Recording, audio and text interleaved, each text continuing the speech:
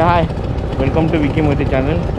और मेरे पीछे जो नदी है वो उल्लास नदी है। और ये उल्लास नदी अभी बारिश का शुरुआत हो चुकी है नॉर्थ कोकण में। तो थोड़ी दिन बाद बहुत ही उग्र रूप धारण करने वाली है और इसी के बारे में आज आपको बताने वाला हूँ।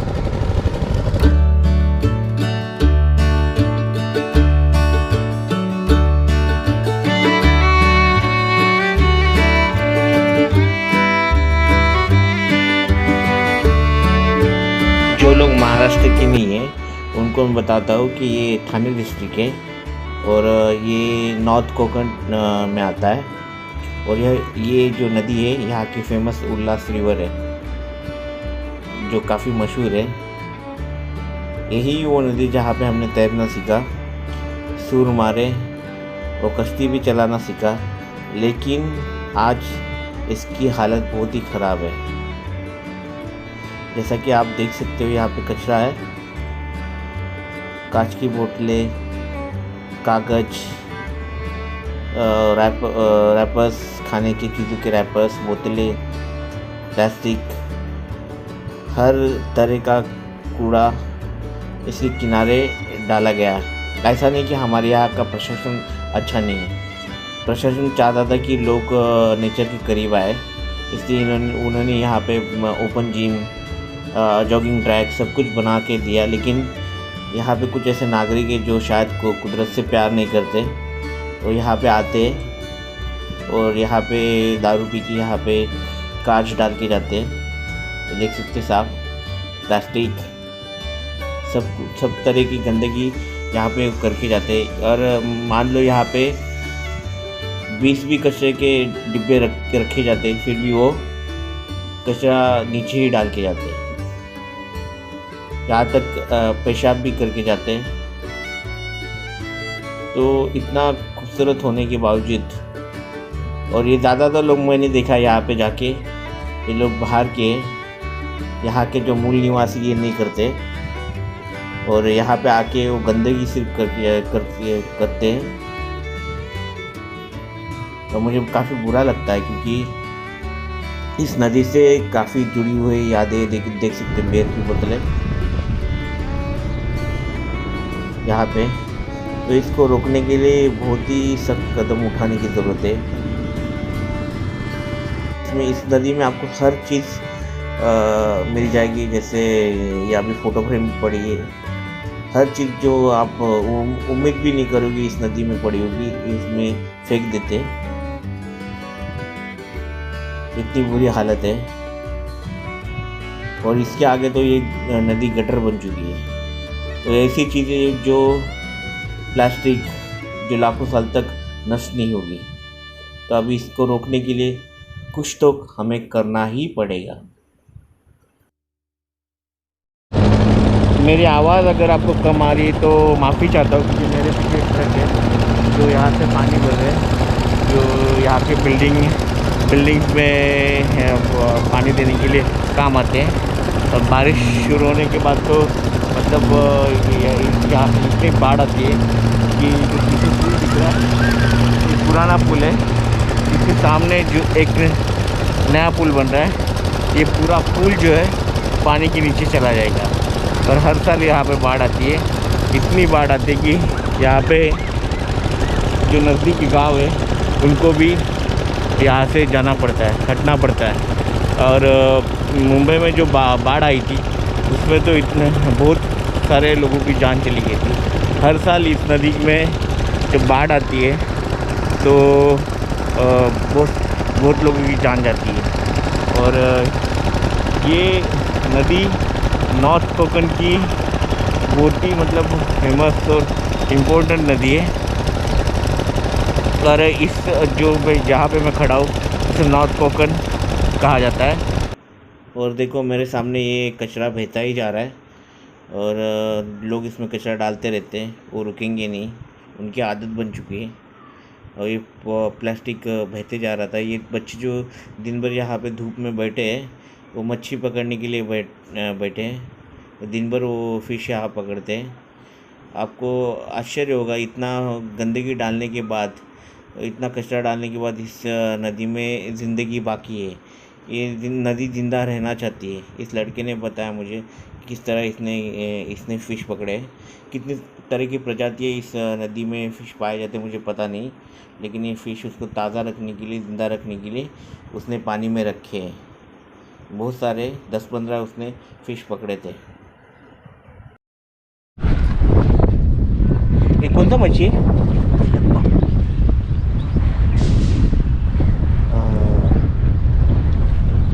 एक निकाल के सिर्फ बताया क्या?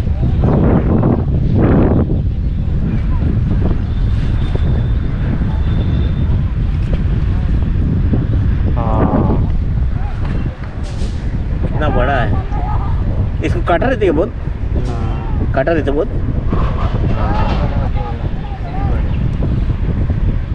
टेस्टी रहता है क्या खाने में? हाँ, सही सही सही। कितना पकड़ा है? 1 2 3 4 5 5 6 एक बहुत बड़ा है। वाह, थैंक यू। और यहाँ से आगे जो ये नदी जाती है बहते बहते, एक्चुअली यहाँ से आगे अंबरनाथ, उल्लासनगर और शहाड़ से जाके ये वसई क्रीक में जाके मिलती है। तो वसई क्रीक में जाके समुंदर में मिलती है, लेकिन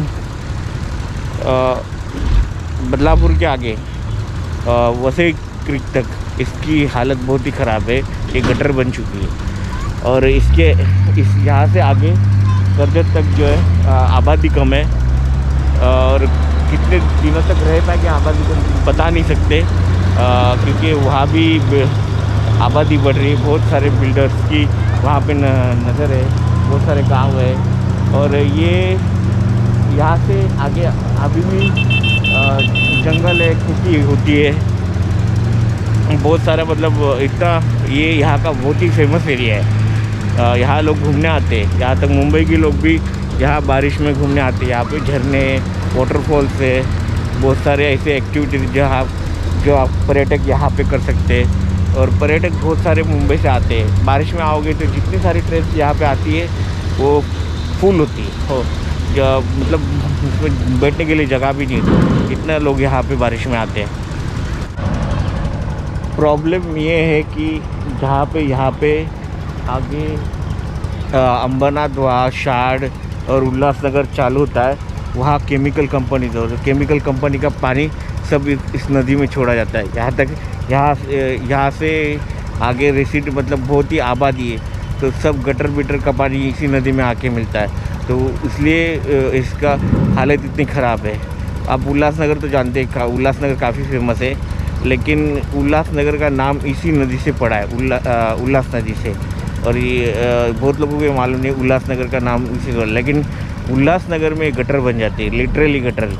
इसे मतलब जहाँ पे मैं खड़ा तो कम से कम वहाँ तो हालत अच्छी है, लेकिन इससे आगे बहुत ही गंदी बस्ती, चौपटपट्टी है नदी के किनारे। इसकी वजह से वो नदी भी गंदी बन जाती और वो सब गटर का पानी वगैरह छोड़ देते, केमिकल का पानी छोड़ देते। तो वहाँ पे मतलब इसको नदी नहीं, लोग बहुत सारे लोग इसको गटर भी समझते हैं। यही प्रॉब्लम है यहाँ का। और जहाँ पे मैं खड़ा हूँ वो भी एक ज़माने बहुत मतलब हरा भरा एरिया था। डॉक्टर्स कहते थे यहाँ रहने जाओ, यहाँ का मतलब जो हवा है, एटमॉस्फेयर है, काफ़ी शुद्ध है। लेकिन यहाँ पे रेसिडेंस बन चुका है। अभी ये अंबरनाथ, ये जो एरिया है अंबरनाथ, उल्लासनगर और शहाड़ से काफ़ी अच्छा है, क्योंकि यहाँ पे झाड़ी है, बहुत क्लीन है। और यहाँ के प्रशासन ने बहुत ही मतलब अच्छा काम किया है। लेकिन और यहाँ भी देखिए पीछे भी बहुत लोगों के लिए उन्होंने बहुत ही अच्छा बनाया, लोगों के खेलने के लिए ओपन जिम वगैरह, गार्डन वगैरह सब बनाया था। लेकिन लोग जो है यहाँ पे आके गंदगी करते हैं। तो आप प्रशासन को गाली नहीं दे सकते, लोगों की भी जिम्मेदारी होती है। तो ये एक्चुअली ये इतनी हालत इसकी ख़राब क्यों है? क्योंकि लोग इसको गंदा कर रहे हैं, प्रशासन नहीं। प्रशासन तो अपना काम अच्छे से कर रहा है, लेकिन इस नदी को अगर साफ़ रखना पड़ेगा तो इसको बहुत ही मतलब स्ट्रिक्ट कदम उठाना पड़ेगा। कुछ सालों पहले मैं यहाँ पे आया था और यहाँ पे कुछ छोटे बच्चे 10-12 साल के टीनेजर्स सब यहाँ पे नदी से कचरा निकाल रहे थे। और यहाँ पे ज़्यादा गहरी नदी, आप ज़्यादा से ज़्यादा कमर तक पानी में डूब जाओगे, चल के आप पार कर सकते हो वहाँ तक। तो यहाँ पे गहरी नदी नहीं है ये। और वो लोग जब निकाल रहे थे, मैं फ़ोटो निकाल रहा, फोटोग्राफी कर रहा था, तो उन्होंने पूछा क्या अंकल आप क्या करोगे, तो क्या आप अखबार में दोगे? तो मैंने बोला था कि अब तुम अच्छा काम कर रहे हो तो मैं अखबार में तो देना ही पड़ेगा। तो ऐसे मजाक किया था मैंने उनके साथ। तो इतने छोटे बच्चे सोच रहे थे कि वो नदी को साफ़ कर लेंगे, लेकिन ये तो सफ़ा रखने का तो इसमें पहले कचरा डालना बंद करना पड़ेगा, नहीं तो इसकी हालत भी इतनी ख़राब हो जाएगी कि इसको फिर अगर क्लीन करना रहेगा तो हमें फिर जापान की मदद लेनी पड़ेगी, क्योंकि इंडिया में बहुत सारी नदियों की हालत इतनी ख़राब है ना। ये हमारी जो कंट्री है जिसमें नदी को पूजा जाता है और उसे देवी कहा जाता है, माँ कहा जाता है, ऐसे देश में भी नदी की इतनी बुरी हालत है, क्योंकि एक तो लोग नेचर से प्यार नहीं करते और करते भी है तो उसे सफ़ा कैसे रखना वो नहीं जानते। और ना कचरा, हमारी तो आदत है जहाँ पे जाओ कचरा करो, मतलब जितने भी नेचुरल या झरने भी नहीं, वहाँ पे जाओ पार्टी करो, चिकन खाओ और दारू पियो और बोतल वही डाल दो, कचरा वही डाल दो। तो ये हमारी आदत हो चुकी है। इसलिए जितने भी कोकन के हिस्से गंदे होते जा रहे ये पर्यटन की वजह से, कि इसके खिलाफ स्ट्रिक्ट कदम उठाने की ज़रूरत है, ऐसा मुझे लगता है। ये नदी यहाँ से जाती है करजत तक। एक्चुअली इसकी शुरुआत होती है, आपने खंडाला नाम सुना, अगर आप महाराष्ट्र के नहीं हो तो ना, आती के खंडाला नाम तो गाना तो सुना ना, उस खंडाला से पुणे से और जो घाट है, वहाँ पे घाट है, वहाँ से चालू होती है और ये आगे यहाँ तक कि वसई, मतलब जहाँ पे समुद्र होता है वहाँ जाके मिलती है। तो और ये काफ़ी इम्पोर्टेंट नदी है नॉर्थ कोकन की। यहाँ पे यहाँ के जो पुरुष थे, यहाँ के जो गांव के लोग थे, इस पर खेती करते थे, पानी पीने के लिए यूज़ करते थे, इस पर डिपेंड रहते थे। लेकिन धीरे धीरे जैसे आबादी बढ़ती जा रही है, ये गटर में तब्दील होती जा रही है। तो इसको बचाने के लिए मेरे ख्याल से सबसे पहले यहाँ के नागरिक जो ना, उन्होंने जो यहाँ का प्रशासन है उसके साथ कोऑपरेट करना चाहिए। सबसे बड़ी जिम्मेदारी तो नागरिक की होती है जो यहाँ पे आके गंदा कर रहे, प्रशासन नहीं। हमारे यहाँ का प्रशासन जो है काफ़ी अच्छा है, अगर उनको रिक्वेस्ट करें तो वो अच्छा काम करे, लेकिन लोग उनका साथ नहीं दे रहे। यहाँ पे बहुत सारा कचरा पेटी रखी है, लेकिन लोग कचरा पेटी में कचरा नहीं डालते, तो उसमें प्रशासन का क्या दोष? आप यहाँ पे आके नदी में कचरा डालोगे तो यहाँ के जो जितने भी पॉलिटिशियन, उनका दोष नहीं है, आपका दोष है। वो तो अच्छा काम करे, लेकिन आप उनके साथ कोऑपरेट नहीं कर रहे। हाँ, तो मेरे ख्याल से हर आदमी जो कचरा डालता है यहाँ पे कहीं भी, वो देश के साथ गद्दार है, वो देश से प्यार कर नहीं करता। आप अपने देश को माँ कहते, माँ तुझे सलाम कहते, लेकिन फिर कचरा क्यों डालते? ये सोचने की बात है। ये जो लोग हैं यहाँ पे, ये मच्छी पकड़ रहे, लेकिन कुछ लोग यहाँ पे आते हैं, वो ऐसा कुछ पतीला ऐसा लेके आते, उनको इसमें से सोना ढूंढने के लिए भी आते। मुझे नहीं मालूम इसमें सोना उनको मिलता है, सोना चांदी कुछ ऐसा मिलता है क्या, लेकिन वो भी यहाँ पे बहुत लोग ढूंढते हैं। और ये इसमें से रेती निकाल के वो छानते हैं, उसमें से शायद उनको कुछ चांदी जैसा कुछ मिलता है और शायद वो बेचते हैं वो लोग। अभी यहाँ पे ये मछली पकड़ रहे लोग, जाली लगा रहे या गल से वो निकालने की कोशिश कर रहे। इससे आगे एरिया इतना खूबसूरत है ना करजत तक, तो करजत तक, लेकिन यहाँ पे क्या हो रहा है, बहुत सारे बिल्डर्स की इन मतलब एरियाज़ पे नज़र की, और यहाँ पे वो बहुत बड़े मतलब प्रोजेक्ट्स बना रहे और इसको रेसिडेंस बनाने का कोशिश कर रहे हैं। मतलब यहाँ तक अभी जो करजत तक जितना भी नेचर मतलब हरियाली बची है, वो भविष्य में रहेगी कि नहीं मुझे नहीं पता। ये बहुत सारे मतलब बिल्डिंग्स इसके आगे का शहर भी शहर में तब्दील हो चुका है। तो करजत तक मतलब है हरियाली, खेती हो रही है, सब है, लेकिन कब तक बचा है मुझे मालूम नहीं। करजत में भी आप जानते हो बहुत बड़ा मतलब स्टूडियो बन चुका है, फिल्म स्टूडियो।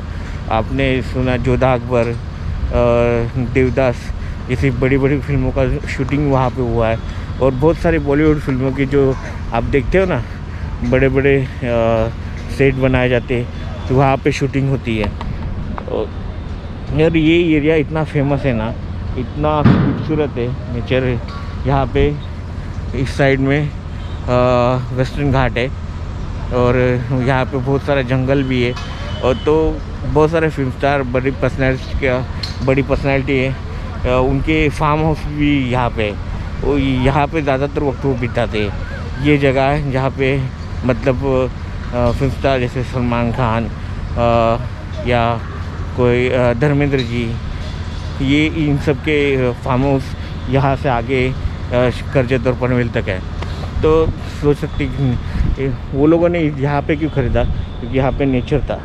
और नेचर में कौन नहीं रहना चाहता, बहुत सारे, इसलिए मुंबई से भी लोग यहाँ पे आते हैं, खासकर बारिश में, ताकि वो झरनों का और वाटरफॉल्स का मज़ा ले सके। लेकिन जितने लोग आते जाएंगे और आबादी बढ़ती जाएगी, रेसिडेंस बढ़ता जाएगा, उतना ये जगह मतलब गंदी बनती है, ये तो पक्का है।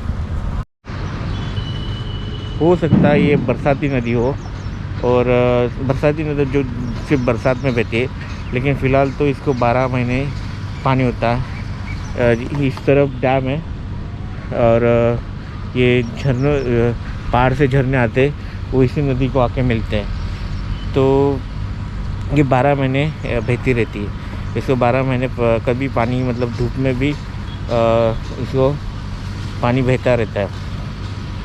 और जो पीछे पुल है वो काफ़ी पुराना है और बाढ़ में गिर सकता है, तो इसलिए शायद नया पुल बना रहे। और अंग्रेज़ों ने यहाँ पे बहुत सारे डैम बना दिए थे, क्योंकि जब अंग्रेज़ यहाँ थे तो उनको पता था कि इसको पानी रोकने से काम में आएगा, तो उन्होंने शायद यहाँ पे बैरिश नाम का डैम बना दिया था। लेकिन वो बैरिश डैम जब यहाँ पे बाढ़ आई थी तो सब बैरिश डैम टूट गया था, तो शायद उन्होंने फिर से बनाया। और तब से लेकिन बाढ़ हर साल आती है। इस साल बताया गया कि इतना साधारण बारिश होगी, लेकिन फिर इसके बावजूद यहाँ पे बाढ़ आने वाली है। और जब बाढ़ आएगी तब भी मैं यहाँ पे आके वीडियो ज़रूर बनाऊँगा, आपको दिखाऊँगा कि किस तरह यहाँ पे बाढ़ आती है इस एरिया में। मेरे ख्याल से ये जगह कायाकिंग के लिए और वाटर बोर्डिंग के लिए काफ़ी अच्छी हो सकती है भविष्य में। यहाँ पे प्रशासन ने बहुत कुछ किया है। अभी ये पुल बनाने का काम तो चल रहा है, लेकिन जॉगिंग ट्रैक और ये सामने चौपाटी जैसा वो डेवलप कर रहे थे, लेकिन बाढ़ में हमेशा वो बह जाता है यहाँ की मिट्टी वगैरह। और यहाँ पे उन्होंने बच्चों को खेलने के लिए और वाटर फाउंटेन भी उन्होंने बनवाया अभी काफ़ी, मतलब शाम को लोग घूमने आ सके यहाँ पे। और सुबह अगर आप आओगे तो यहाँ पे आपके लिए ओपन जिम भी है, जो काफ़ी अच्छा है। हमारे यहाँ पे हर जगह ओपन जिम है। ये देखो कचरे की डिब्बे भी रखे हैं उन्होंने, इसके बावजूद लोग कचरा नहीं डालते उसमें। ये ओपन जिम काफ़ी हर जगह है हमारे यहाँ पे। चाइना और कोरिया में जैसे रहते हैं वैसे ही उन्हें बनवाया है। जब बारिश चालू होगी तो हम बहुत घूमने वाले हैं, और पूरा जो ये एरिया है नॉर्थ कोकण का वो एक्सप्लोर करने वाले। आपको अच्छी जगह बताऊंगा बारिश के वक्त। कि अभी लॉकडाउन हट रहा है, लेकिन लॉकडाउन हटने की वजह से मास्क लगाना मत भूलो। देखो मैंने अभी भी मास्क लगाया है, मैंने निकाला नहीं मास्क। क्यों? क्योंकि सुरक्षा ज़रूरी है। बहुत सारे लोग मास्क नहीं लगा रहे, उनको लगता है लॉकडाउन चला गया तो अभी भी खतरा है। मेरे ख्याल से अक्टूबर तक मास्क लगाना पड़ेगा। एक कम से कम अभी और इस साल के आखिरी तक तो मास्क लगाना, तो प्लीज़ मास्क लगाना, आप खुद का ख्याल रखना। और ये मेरा वीडियो आपको कैसा लगा ज़रूर बताना। Like share subscribe, free channel है। मैं मिलता हूँ ऐसी वीडियो में आगे। मैं हमेशा आपको ऐसी चीज़ें बताती, चकाचौंध नहीं बताता हूँ, लेकिन ये काम की चीज़ें ताकि लोगों को पता चले, कुछ लोगों पे इम्पैक्ट हो, इसलिए मैं बनाता हूँ। तो मिलते हैं अगले वीडियो में। बाय, दस विदानिया।